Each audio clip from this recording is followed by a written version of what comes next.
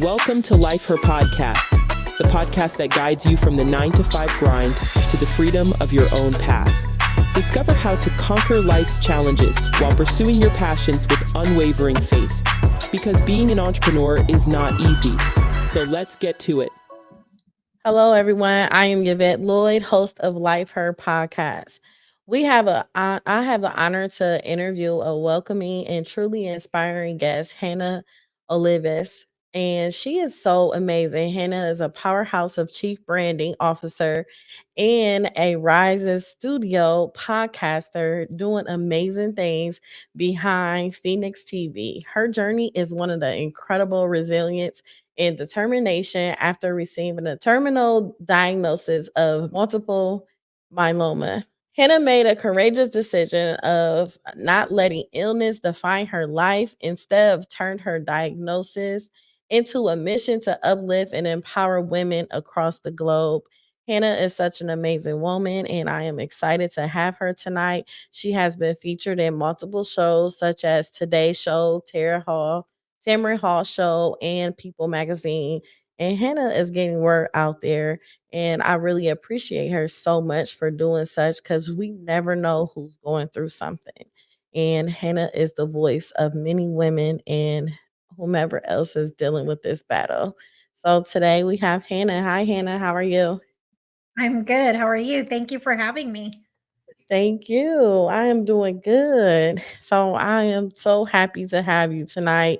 And first and foremost, I want to basically pray for you and everything and just send you so much encouragement and love your way. And I thank you so much for being on my show. Well, thank you. Prayers are always appreciated. I pray. I'm a huge prayer. It's very appreciated. You're welcome. So, can you share your initial reaction when you were diagnosed with multiple myeloma and how it shaped your outlook in life and work? So, my initial reaction was more, shock. I mean, we really weren't understanding what it meant because it's not something that we had ever heard of. I think it was more just it was kind of a surreal moment. I felt a little disconnected. It took me a second to really grasp the words "you have cancer" and the type of cancer I have. We knew something was wrong. We just didn't expect that. So it was definitely an eye-opening experience. Because after they explained what I had, then we talked about how long do I have? And that was definitely not something that I was prepared to even hear. Um, I'm a mom, wife, and I just wasn't ready to hear, you have a year. And that's what I was told initially. So life looked very different. I went into rush mode of all the things I wanted to hurry up and do before I'm no longer able to do them. So I think it was kind of fear, um, a little bit of shock, not are we sure, lots of tears.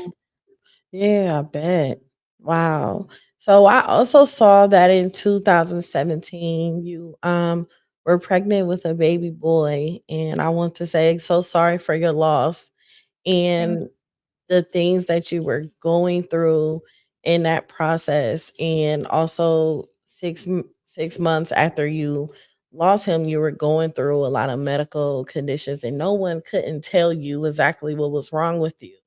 Can you explain how the lack of knowledge and the lack of sympathy and everything that you did not receive during that process of you trying to figure out what was wrong with you? Well, initially, a lot of, the doctors kept saying, there's nothing wrong with you other than, I was grieving. And so the symptoms that I kept sharing that I was feeling and the hard pregnancy that I had, They kept saying, it's stress related, it's mental health issues. One doctor thought I had lupus and wanted to treat me as a lupus patient. So once we figured out what was really happening, it was a little shocking, honestly, how I had to go through the medical system and actually go through 4 different doctors before my primary doctor said, you need to go to a hematologist and I'm going to get you there. And as soon as they ran the deeper blood work, those panels that they weren't going to run, that's when they discovered, okay, so something is wrong with her. This isn't a mental health issue. This is a real physical issue. I mean, I walked around in pain for months, just feeling like my bones were on fire. I felt so fatigued. I was having trouble breathing. I was severely anemic, and there was a lot of different things going on. And so once we kind of had a suspicion of what it was, they immediately sent me to Mayo Clinic. I went to Mayo Clinic, and within 2 days, bone marrow biopsy scans, PET scans, and we had an answer. Wow. So, and they won't say that that's the reason why I lost Mario, but I believe wholeheartedly that there was something going on during the pregnancy, and it just finally, because I had a troublesome pregnancy, he would have been our miracle baby anyway. I was already a little older to be having kids. And so, I carried him almost full term. I was 8.5 months pregnant, and then we lost him. But I really feel that I was definitely, it was already happening. It's just that no one would listen to what I was saying. And finally, the doctor that you wouldn't think would jump in and say, hey, you know what, we need to do a deeper dive. Let's get you into hematology. Next step, oncology. And then once the diagnosis was confirmed, that's when everything honestly changed. It was just life looks so different now. Wow. So you turned your diagnosis into a mission to inspire other women. What has been the most fulfilling part of this journey so far? I would have to say just one, I thought I was alone. It's so rare for someone like me to have that type of a diagnosis and just the extenuating circumstances that I went to. So I really felt alone. And there were support groups I was looking for, but they were men. And I didn't want to talk about some of the symptoms as a woman that I was experiencing, So when I started to share my story, and other women started coming forward sharing that they had it too, and how they had found the right doctors, how they learned how to advocate for themselves, that's when I knew that I wasn't alone. So I found support. And then I saw also a need for more of that kind of support. I wanted to help others who were like me, who, healthcare specialists, they don't want to hear us. They just want to keep their face down to the paper and write the notes, but they don't want to do the digging. Right. And so I opened a nonprofit in hopes of supporting others like me, but in all honesty, it was still me receiving the support from people sharing their journey with me, uplifting me. This community started to build, but more and more I saw it was mainly women who were going through a lot of this. And so I would say one of my biggest things that has blessed me is just the incredible women and men too that I've met in the journey. Becoming a part of that community who serves, for multiple myeloma. I've seen a lot of people pass away too. So wow. It's been very hard. Like I made really good friends And I've lost some really good friends too through the disease, so it's been a lot of beauty, but it's also been a lot of hardship. So when I Wow. see women wanting to share their voice, I'm like, you have to. That's all we have, is their voice. Yeah, that is. That is so true.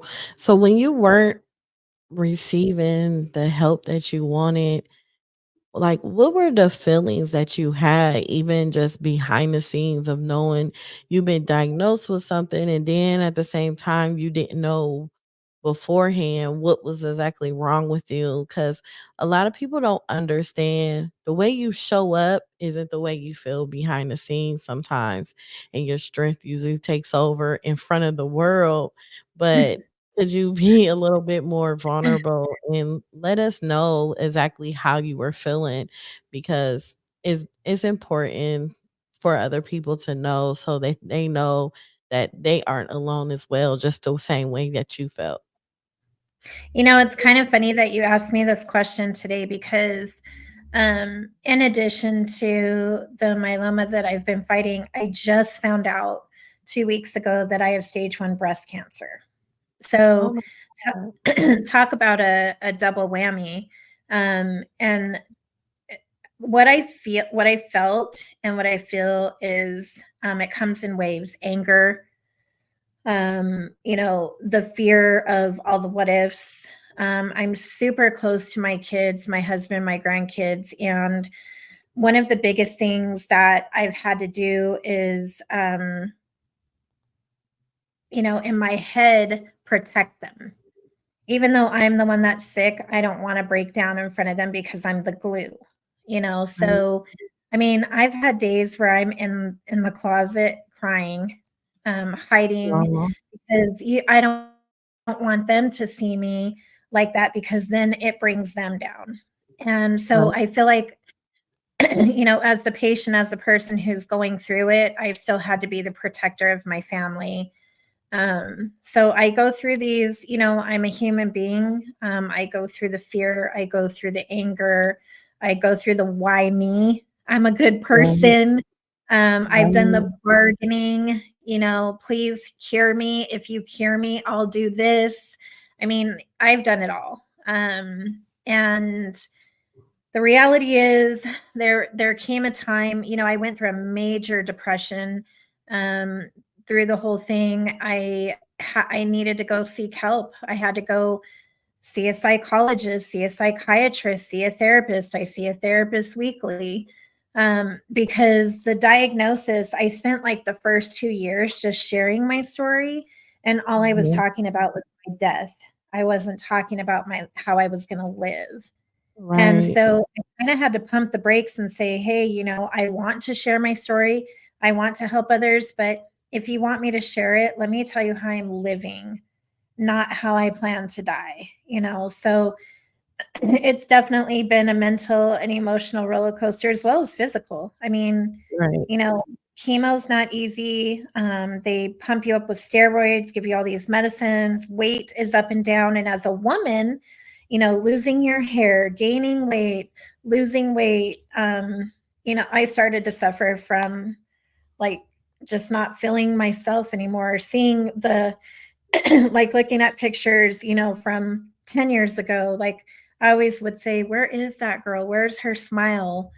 Where did she go? Mhm. But the reality is, she doesn't exist anymore. So I Wow. had to find the new me, and it's hard, Yeah. very Yeah. hard. Yeah. A lot of people, it's grief comes in different forms. You can like losing someone or the things that you're going through now, or like breakup, friendship, boyfriend, or whatever. But it's like you're in a grieving phase, and Mhm. you do have to understand who the new you is. And some people don't realize that once you dealt with so much and battling so much in life, you change. You change Mhm. drastically, and that change come with you trying to figure out who you are all over again, because it's like, okay, I need to develop a whole new person It's like you creating a own cartoon character or something, and just trying to make way to figure out that happiness and everything. I know one thing I want to tell you, I want you to enjoy life.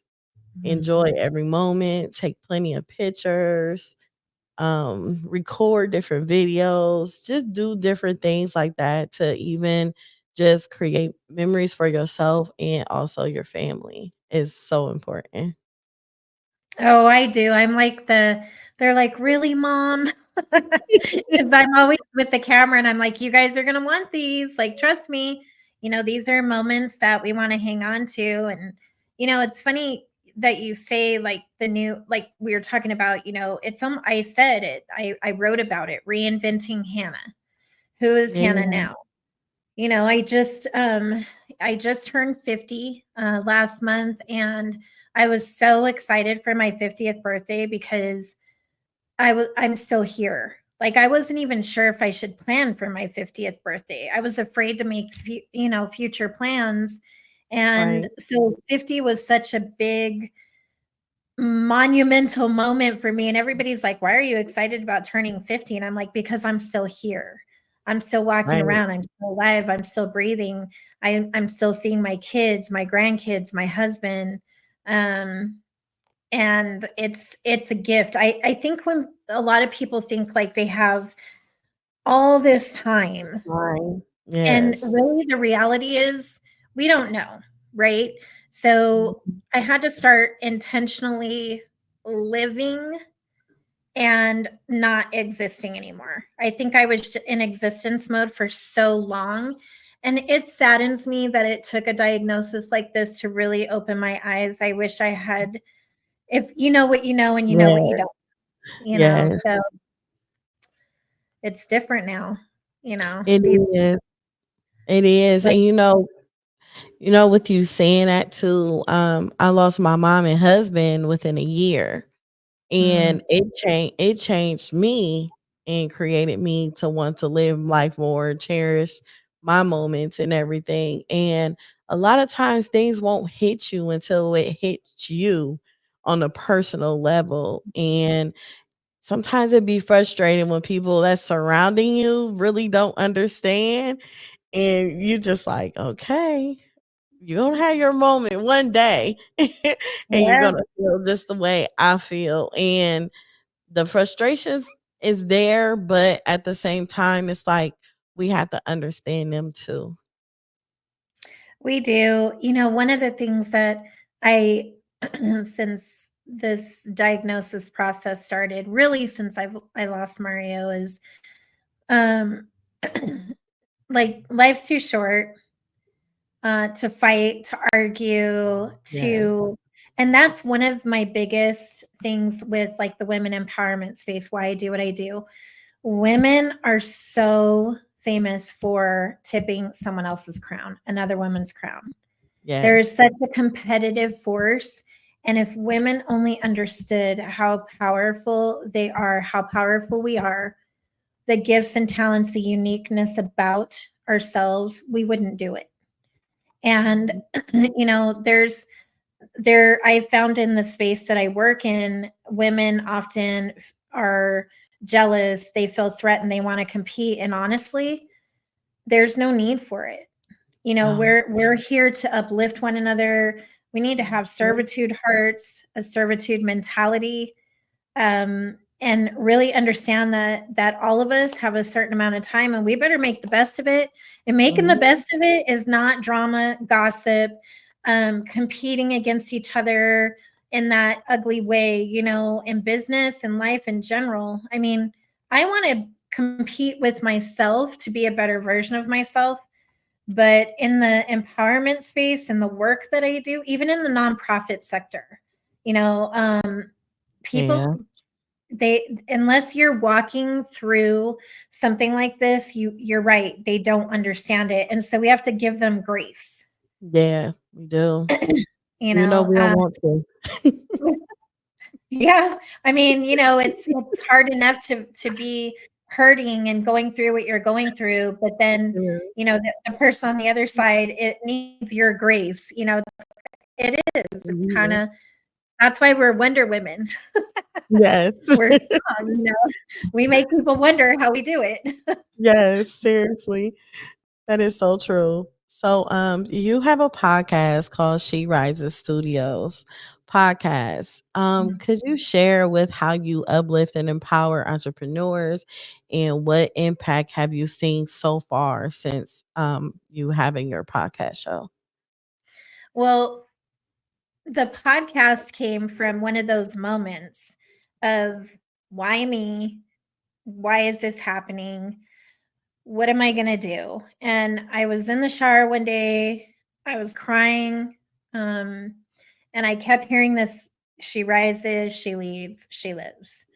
She rises, she leads, she lives. Like, there was like this moment, and I know it was divine intervention, because the things that were going through my mind, I think that was one of my most darkest moments. So, She Rises, the podcast was kind of birthed from pain, in all honesty. Yeah. It was a way to get stuff out. And when we had our first episode, because when we first started, I did it with my oldest daughter. And, Okay. people would listen and they would say, "Oh, that was so good." And we're like, "Really? We don't know what we're doing." Oh. We're just having a conversation with a microphone in front of us. I mean, and then the pandemic hit, and we started bringing on women talking about, how is this pandemic affecting you? What are some Right. of the fears you're going through? Next thing you know, like, women's voice, like, they're like, we want to talk about this. How did the Yeah. pandemic affect marriages, their kids, their business, their livelihood, their health, like all these different things, right? Because no one in the world escaped the pandemic. I don't care who it is and where you Yeah. were. You Seriously. were hunkering down somewhere, praying you didn't get, that yucky. Yes. So we started to really grow the podcast, and it went from um, the day-to-day woman, but I always say the ordinary women doing extraordinary things, because these women that were coming on were doing extraordinary things, like serving in their communities, helping other business owners. Like, it was all these different things, even yoga outside in the park, because we had to be away from each other, right? So it turned into this really amazing podcast of empowerment, raw, real, authentic. Like, it wasn't the foo-foo stuff, Mhm. where we went on and tried to make life seem like it's perfect, because anybody who owns a business, we know it's not perfect, right? Anyone who Mhm. does a podcast, it's not perfect. So Yes. I think we've done to date a little over 300 podcasts. But one thing that I always hear is how they love sharing their story. There's passion Wow. in a person's story. You It know, is. uh, we all have a voice. So I think of our podcast as, I mean, I'm not a licensed therapist, but I find it educational. I find it elevating, celebrating. We celebrate on it, so it's amazing. It's like your podcast. You're bringing the real deal. You're not trying to fluff it up and make it perfect. You're being Yeah. realistic. And we need more Yes. of those types of podcasts. Not, Yes. how can you get 6 figures in 6 days? Let's talk like deep, real stuff that we go through as women, Yes. so that's empowering. Thank you. Thank you. It's so needed because I think it's so important for us to be our authentic selves and just show up the way who we are. It creates so much more reality, comfortability, and people that's really like trying to change and be uplifted and inspired. I feel like it's more of an impact for them instead Mhm. of looking for such of a perfection in so many people, because it's already people struggling in their personal lives trying to look perfect like how these people perceive themselves on social media, and behind the scenes they're really not that person. You're just showing up like that. So I just make sure I just show up as me, and I want my guests to do the same because like who else gonna do it?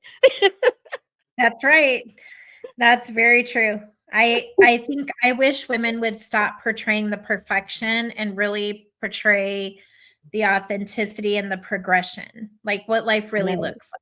You know, social right. media is it's it can be beautiful, but it can be messy. And the Yes, messy is when we as women disempower other women by displaying perfection when it doesn't exist. yes, It's yes. It doesn't. It doesn't, and I don't wanna show up as though I'm not having any personal issues in my life, you know, because 'Cause mhm. we're all going through something. It's okay to be vulnerable and still have a safe space for yourself too. At the same time, it's just you only expose so much, but you could expose enough for a person to get it and feel Mhm. inspired and just love everything about you only and the people that you are with. So I find it very important, and I'm so happy that you're doing it as well on your podcast show because we got to show up, girl. Yes, we do. Yes, we do. We definitely do. So I want to talk about the Phoenix TV. It's an innovative streaming platform. What inspired you to create it, and how do you see it impacting women and entrepreneurs nation and worldwide technically?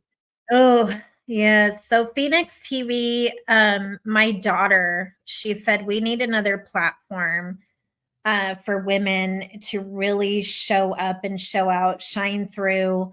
You know, we have a publishing company, we have our podcast, we have our public relations, but we really wanted another platform to amplify women. But Phoenix TV honestly was designed for both men and women, Okay. to be able to have that space where they could come on in the entrepreneurial space, in the sports, music. It's really a diverse platform. It's a lot of fun. We're in 127 countries. We get to cover some really cool award shows and be a part of a lot of things. But where I see it going is I believe that we are a very diverse platform, which I love. That's I great. love that we're so open to so many things. There's no political yet like that hatred that's existing right now. It Yes. doesn't exist on Phoenix TV because we don't allow it. You know, that platform is meant to uplift, to educate, celebrate, to entertain. So I see it. You know, our growth has been substantial over the last year and a few months since we launched it, and we just grew even more. We actually switched to a new platform because we grew so fast. So Wow. it's amazing. It's honestly, if you would have asked me 7 years ago if any of this was in the horizon, I would have told you no, because that's not even my background. So I Wow. feel like everything just kind of happens for a reason. So maybe I would say look out Netflix. I don't know. I know that's right. You better say it, Hannah. Um, no, we want to be that platform that brings back that real connection. Like people who are in the entertainment, film, radio, all of that, like there was like this disconnect, and we want to bring it back. And we want to Yes. give that platform to anyone who wants to utilize it for good, impact for good. That's the best way I could sum it up. That is amazing, Hannah, because I'm a I have some few platforms reached out to me, but it's just certain things that you look for. And I'm just like on a positive path when it comes to inspiring and uplifting people because when I was growing up, I had a lot of positivity that I've watched on Mhm. TV. And a lot of people don't realize how much positivity will impact your personal life. and instead of you watching something negative all the time, that's a lot of tension on your body, and it affects your health.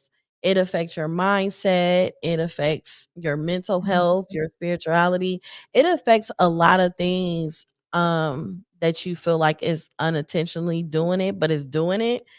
So I just want to have always like a healthy path. And I'm glad that you are that way too, because it helps a lot with your life. It gives you life. It's like a CPR for yourself to Yeah, actually it is. do it. It Yes. is. We met some really amazing people over the FENIX TV journey, for sure. I mean, some of the most incredibly talented, even kids. Like, Aw. we hosted a kids show with two sisters. They're coming back. It's called Why Wait, Be Amazing Now. Mhm. Where these sisters are authors, entrepreneurs, and they're showing other kids, like, you don't have to wait to be a grown up to be amazing. You can be amazing now. You can be a business Yeah. owner now. You can do whatever you want right now. So I've seen this switch in how the platform has really elevated that connection. We need that. Yes. Celebrities are amazing. They are. There's some that are just, they're so good at what they do, and they can influence for good. Right. And so that's what I want Mhm. FENIX TV to do, is influence for good, impact for good. So I'm really hoping over the next few years we bring that connection back. Yeah. And we're like we pave the way, and we allow these young adults, or say it's an 80-year-old woman who decides she wants to be the next show host. Why not? Yeah. Age is right. Yes. Or like the different cultures that exist in the world. Why can't they come on FENIX TV, or even some of the other networks? Like, we should be open arms so we can learn about each other. Like, I know that's how the world's meant to be. I know it's not like that right now, but I think Right. FENIX TV will definitely be a game changer. Oh yeah. That's a great start. So you've been featured on major media outlets like the Today Show and People Magazine. How has that exposure influenced your mission and your reach? Well, I mean, it definitely, for reach, it did a lot. I remember when we did the People magazine feature. We did it in two parts.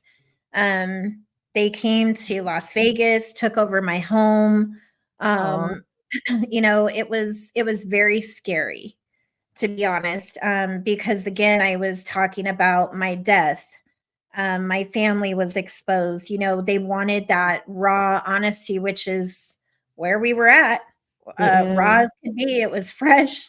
And so I think it helped elevate a lot of things, but it also became very heavy, because Mhm. all I did was advocate for um, medical aid in dying, talking about my death, and then I had the New York Post. I'll never forget this. I was in New York City. I had just done Tamron Hall. We had just done People Magazine. I did an interview on HLN.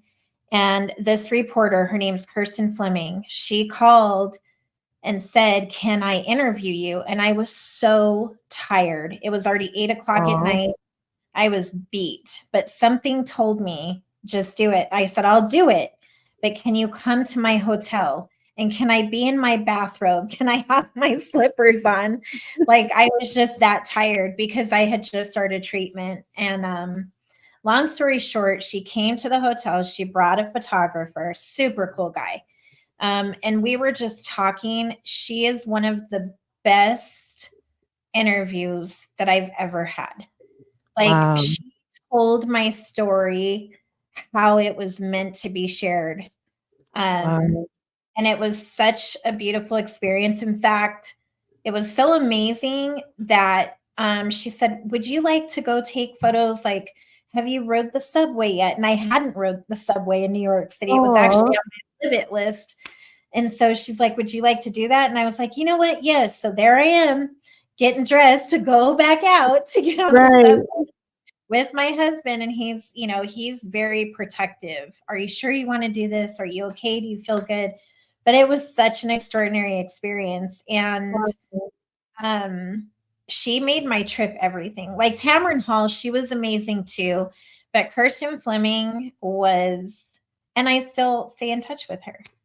Wow. That is amazing. I'm so excited for you. Just even you just experience so much is just I don't it's just it makes me feel good. It There, does.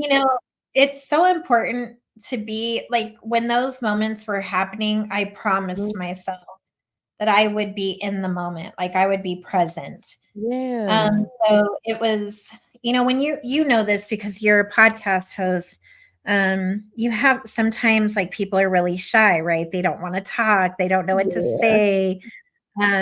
And when this woman came into the hotel room, straight New Yorker too, I just loved her. Like I could keep going on about her for days, but it was the first time I didn't feel sick. And I didn't Oh, talk about my death. I talked about my live it list. All the yeah. things I wanted to live for and do, and like the narrative changed.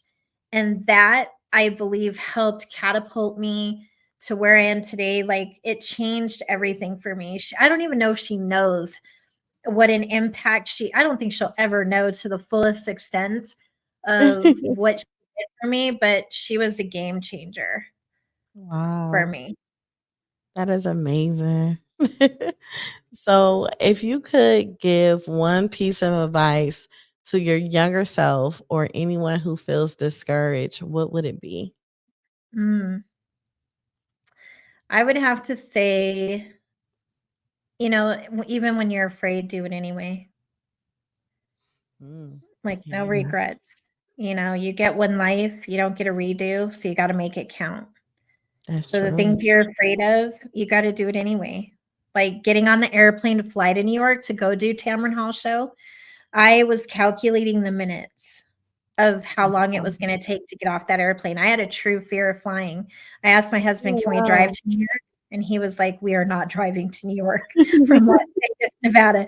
If you want to do this and you want your story out there, get on the airplane."